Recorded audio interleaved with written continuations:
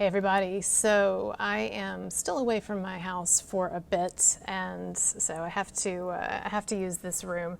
So my apologies for the sound quality. I know it's not the best, but I wanted to talk about just as kind of a side note, because I know that so much of the attention has been on the unsealed documents. But what's really gone under the radar, I think, is this very strange, very stilted, robotic, almost hostage-like apology video by Will Smith. But it was very, very strange. Why didn't you apologize to Chris in your acceptance speech? I was fogged out by that point, but I promise you, I am deeply devoted and committed to putting light and love and joy into the world. I wanted to talk a little bit just about this video and the strangeness of it. And then I also wanted to talk about something deeper, which is the subject of forgiveness, which I think forgiveness is in some ways, one of the most baffling concepts in all of human existence and human psychology. So we're going to talk about that. But just first of all, just this video, right? And if you haven't seen it, I would encourage you to look at it. I'm probably not going to include clips from it in here because I don't have time today. But it's very, very strange. It's only like 4 or 5 minutes long. It's in just a very bland-looking studio. Now, which in and of itself, there's something kind of strange about that. There's this one photo up on the wall that says something about love and peace or something like that. Something very sort of zen and hippie. And I thought was very, very sort of obvious, sort of choreographed in a way, or placed there so that it would evoke in people this idea of love and forgiveness or whatever. So I thought that was really kind of tacky in a way. It was very robotic. His eyes had a sort of a dead stare, very sort of monotone. It had this sort of deer in the headlights quality, and there was a very obvious artificiality about it, I think, and just a very strange lack of feeling, which is very odd for an actor. Now, it's possible maybe he didn't want to come across as an actor, as someone who was milking the situation for emotion, and so maybe he decided on a sort of a sparse, simplistic, non-emotional, kind of monotone delivery. But I don't know when it didn't. So to me, it was strange. But I don't know, it's up to you. You take a look at it and you see if you take it at face value or not. But what it did get me to thinking about was this idea of forgiveness, because he asks for Chris Rock's forgiveness. And, all of us in our lives at various times are challenged to forgive. First and foremost, we have to forgive our parents, because no matter how wonderful some people's parents might have been, all of our parents made mistakes, right, and have things to apologize for. Now, I don't think that we owe it to people to automatically have to forgive them, and I think in cases where there was really grievous damage, like we're talking about cases where, parents abused their children, I'm not sure that forgiveness is ever required. And so this kind of brings up one of the things that I think is interesting, which is first of all, this question of, is forgiveness something that is mandatory, or is it something that is it something that we have a moral imperative to do? If someone who has wronged us comes to us and asks for forgiveness, do we have an imperative, a moral imperative or a psychological imperative, to give that to them? I know that one of the basic main tenets of Christianity, and we see this in many other religions as well, but this idea of generosity of spirit when it comes to forgiveness. And God has forgiven our sins, right? So we should forgive others. At one point, Jesus is asked in the Gospels, he's asked, how many times should we forgive our brothers? And he says 70 times 70, 7 being a number that in that culture basically connoted eternity or an endlessness. So as if to say, like, you never stop forgiving. Peter Peter, who became Christ's greatest disciple, he denies Christ, repetitively 3 times, and yet he's forgiven right there. So the idea of forgiveness is pervasive, of course, in the Bible, and in a number of other texts. But I don't know, I don't know in reality. I don't know what I think apart from a religious perspective and what that offers us. I don't know what I think about forgiveness. I know that a lot of people say that forgiveness is for the one who does the forgiving. In other words, you forgive because actually in the act of forgiving, you yourself actually heal. And I would be interested to see, in the comments, if people who have had great wrongs done to them, or maybe not even great wrongs, but have been wronged by someone, and who have, were very upset about that, but then made themselves forgive. I'm curious if you felt like that forgiveness was an essential step in your healing. And then, of course, what this brings up then as well is the question of what does it actually mean to forgive? If we're talking in a sort of a basic, like philosophical or existential sense, even like what does that mean? Does it mean, is it a process of will? Is it something where like you chant in your mind, I forgive you, I forgive him? Or is it a kind of a resolution that in the act of forgiving, or that the act of forgiving, it means that you will forget, that you will not dwell on it, that you will not think on it? Does it mean that you are resolving that you're going to treat that person nicely from now on, that you're going to behave in a friendly way toward that person? Is it an alteration in the relationship between the forgiver and the one who's being forgiven? Or is it a feeling? Which I think is something that a lot of us, on a very sort of basic level, a lot of us feel is that forgiveness is an emotional response, or it is an emotional process in which somehow the sting of what someone did to you is in some way reduced or lessened or taken away to some extent, or in focusing on the humanity of the other person, of the person who did this wrong to you, and focusing on your shared humanity, you were able to empathize with them and thus thus understand kind of why they did what they did to you. Is that what it means? Is it an act of empathy? Does it mean that you put, in forgiving someone, you put yourself in their place, and you think and you see at that moment how you yourself might have, under similar circumstances, done the same thing?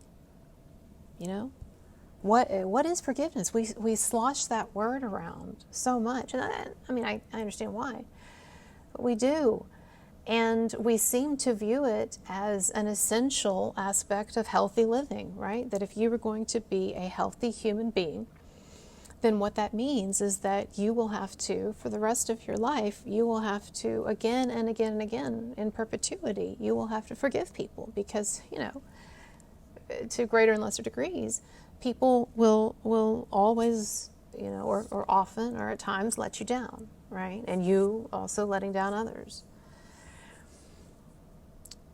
So what does forgiveness mean? I think that's a really interesting question. And does it also, and then where it gets thorny too, is what if the person who you were considering forgiving has not asked for forgiveness? I know Will Smith is asking for it, but there are many cases as we know, where people do things to other people, commit wrongs against them, or betrayals, or violations, or abuses, or whatever, and they're not sorry, and they don't ask for forgiveness. Is it healthy then to forgive that person? Is it still psychologically or ethically necessary to do that? I don't think so. But, something else that complicates this when we're talking about, for instance, our parents. Most of the people in our lives are very complicated people. All human beings are very complicated and have various sides, various aspects to their personalities. And I think that one of the challenges, too, of coming to terms with the complexity of your relationship with your parents, and sorting out things like if you've had abuse in your background, stuff like that, Or it need not even be abuse, just the things that, just the errors, the mistakes that parents make, right? Even if they're not being abusive. Human beings, right? I think that one of the things that's very difficult to sort out is the idea of complexity, the idea that you can love someone and you can find so many things in their character that are admirable, or you can think back to so many great things that they did for you or sacrifices they made for you, or you think back to some truly meaningful moments that you had with them, where you had real, emotional, existential human connection. And yet at the same time, you also remember the shadow of that person. You remember the times perhaps when they were abusive, the times when they let you down, or when they manipulated you, the times perhaps in some of your cases where they did very, very terrible things. They betrayed you, right? And I think that for those of us who have grown up with parents that we've had a complicated relationship with, right? Like I have my father, who's deceased now. I think that is one of the real challenges, right? Of dealing with, of coming to terms with, not with the fact that this person was abusive or that this person did bad things, but with the fact that this person could be that, but could also be these other things that you loved or that were great. And I think about, for example, my father, and the fact that the things that, so many of the things that I dislike about myself, or so many of the things that I struggle with, or the depression that I deal with, I think that I can trace back to what he put me through emotionally as a child. And yet also at the same time, so many of the things that I love and appreciate about myself, so many of my intellectual interests, and so many of what talents I do have, cover my dad, and that is a lot to wrap your mind around. It is a lot. And then also with this question of forgiveness, I think that one of the things that's often difficult to figure out is the extent to which forgiving actually does mean forgetting. People like to say, and I've said it before too, it's become a very sort of trite saying, "Oh, forgiving doesn't mean that you forget." No. Well, I mean, it seems like it actually does kind of mean that, right? Because if you are going to forgive someone, that is, if you're going to let something go, if you are going to not keep holding that against them, or if you're even going to mend your relationship with that person in some way, or empathize with them, then yes, what you're going to need to do is put out of your mind this awareness of the way in which they violated or hurt or offended you. You cannot keep focusing on that offense and at the same time be, I think, in any kind of attitude of forgiveness. And so, and maybe I'm just being kind of cynical there. Like I said, this is a concept that I have some issues with. That's why I'm bringing it up. But I do think that there's a kind of a sticking point there, and in that when we get into a practical discussion of what forgiveness means, well, what is it that you are actually, when you say you should forgive, or it's good to forgive, or it's healthy to forgive, or it's ethical to forgive, what exactly is meant by that term forgive, which I think is very interesting. I think that one of the things that is so humbling in life, and I think this is where I have been able to access a lot of feelings of empathy and forgiveness in my own life. I think one of the really humbling things in life is when we understand that if we had been in similar circumstances to someone else, or if we had had their upbringing, or if we had had their background, or if we had their genetics, right, then we would have probably done the same thing. And I've talked before on my show, I did a video, way back when I was talking about one of these celebrity cases and possible motivations for false accusations. And anyway, but I talked about this idea, this concept of free will, and that there's this very deep and long-running debate in philosophy and even in the sciences about whether or not we have free will and what free will would even mean. Because when you think about it, and the concept I'm about to talk about is this concept is something called determinism. And it's the idea that all of our actions are actually determined by forces beyond our control. So we feel like we have free will. I feel like I'm in control, right? But in actuality, I'm being controlled. What am I being controlled by? What is my programming, so to speak? Well, a determinist would say it's either nature or it's nurture. It's a combination of those, generally speaking.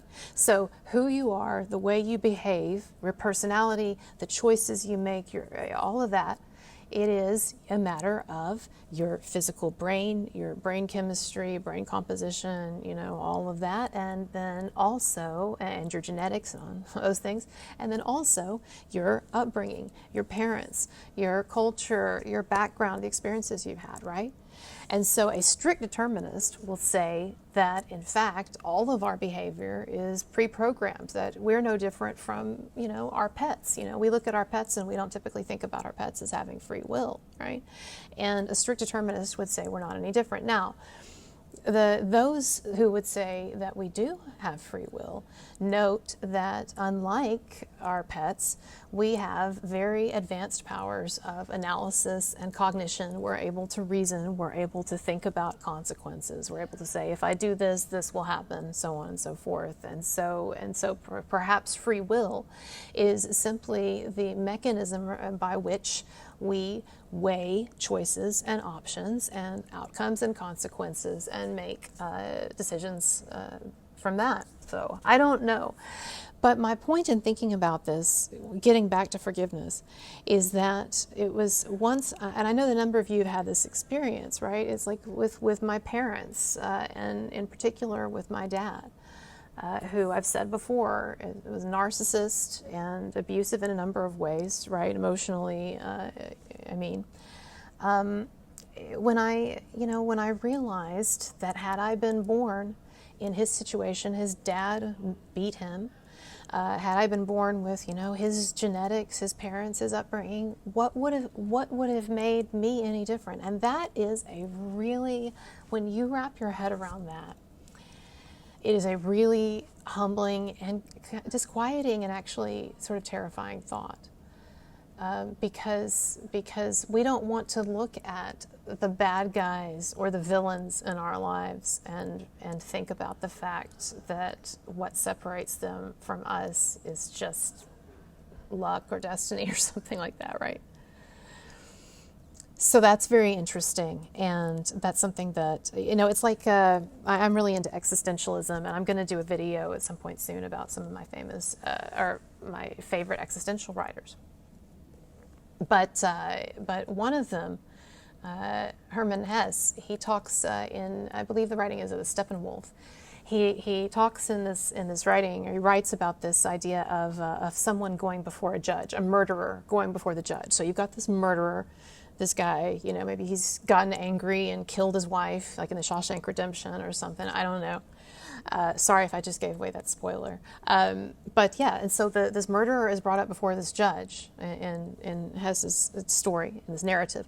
And the judge is going to sentence him. And perhaps this judge is actually really very stern and, one of these very hard on crime, especially judges, right? Or maybe the judge is just a very, very ethical man who believes that, what this guy did was wrong. He killed his wife. He has to be sentenced.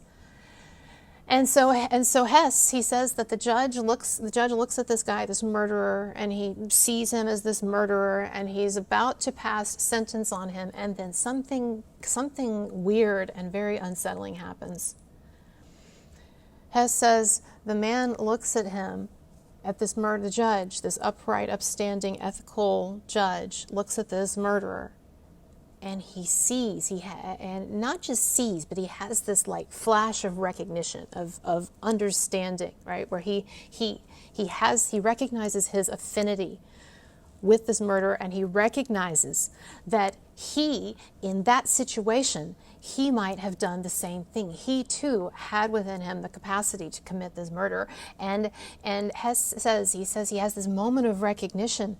And it's startling. And then he says, what does he do? He immediately retreats back, puts that away, puts that insight away, that feeling away, whatever, retreats back to this, behind this wall that separates him from the other, separates him from the murderer, or in the Jungian sense, separates him from his own shadow, and he pronounces sentence. Now, there's nothing wrong with a judge pronouncing, a sentence on a murderer, right? But it's a kind of an allegory for a deeper idea, which is the idea that we are often terrified and deeply disturbed by the way that we are so similar to the same, or we're so susceptible to the same weaknesses and problems that other people have, that we so despise in others, right? And so I think that, that's one of the things that helps with forgiveness. But I do not know that I believe that forgiveness is mandatory, that it's ethically necessary, or even that it's always psychologically healthy. I just don't know that. I believe that. And so I'd be interested to hear your comments on that. And if you want to talk about the Will Smith thing, I just don't. I think that at this point, anything that Will Smith does publicly, it's going to be viewed as opportunistic. So I think if he wants to really mend fences with Chris Rock and with others involved in this, then he can find a way to do that privately. And also, look, Will, you've got to give people time, okay? That's the problem. That's the thing that someone like perhaps Will Smith or someone like AH, right, who as soon as the trial is over, she's immediately going on TV to tell her side with lies and distortions and a lot of whining and woe is me. No, if you screw up, you need to apologize. You need to go away. You need to recede from the limelight for a while.